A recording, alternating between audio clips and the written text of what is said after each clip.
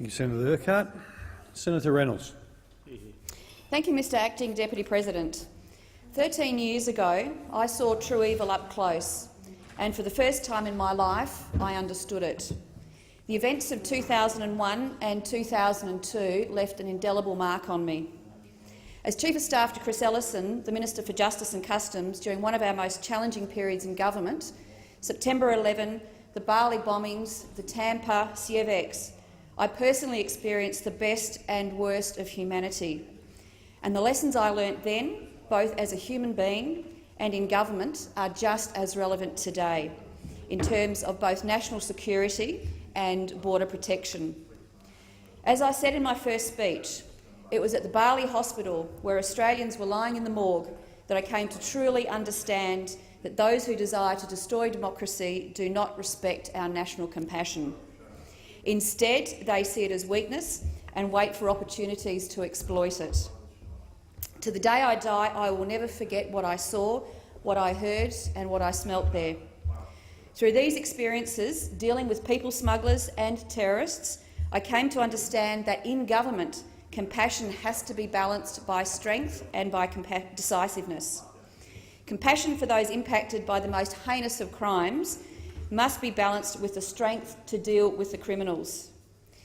This very morning in the chamber, I observed that senators on the other side routinely proselytise about fairness, as if somehow their own personal points of view on fairness is the singular truth, and that everybody else is wrong, or worse, everyone else is unfair and uncompassionate. But the truth is, nobody in this place has a mortgage on compassion. Instead, we have differing philosophical perspectives on fairness and on policy.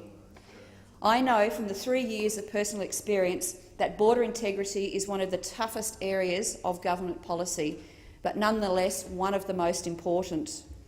There is no greater responsibility for any government than managing our borders and having a tough but fair managed migration program, one that is inherently safe and therefore the most compassionate. But responsible governments do not take the easy way, they do what is right.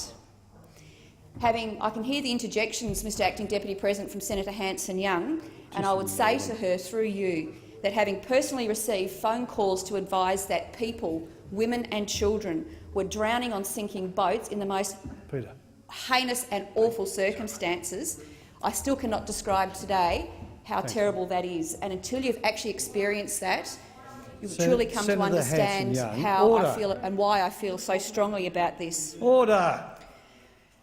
So, on the basis— Sorry, Senator Reynolds.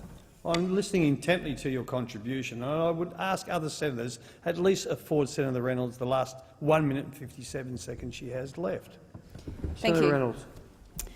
I see absolutely not a single shred of compassion in any deliberate government policy that would encourage tens of thousands of people to put their lives at risk. Under Labor, with the support of the Greens, more than 1,100 human beings drowned at the most horrific deaths imaginable at sea. Where were those opposite then? And how can they possibly still advocate today that this is a compassionate policy and approach? I've tried very hard over the years to understand their brand of compassion, and I just can't get there. Senator Milne, and I can hear Senator Hanson again, talking about the circumstances that they've talked about today. But all of the circumstances they talk about are a direct result of their policy failures. We'd learnt in 2001 that as a government and as a nation, the only way to preserve the integrity of our borders and to stop people putting their lives at risk was to put the people smugglers out of business. And the only effective way to do that is to ensure they cannot sell the promise of permanent residency and ultimately citizenship in Australia. Labor's loss of control of our borders resulted in 500,000 illegal arrivals on more than 800 boats. And I perceive cruelly denied over 14,000 other, arguably more deserving, a place on our offshore humanitarian program. What is even more mind-boggling to me is the fact that once it was clear that this was happening, and that the series of 11 policy flip-flops by Labor were not working, they still continued with these policies and people continued to die.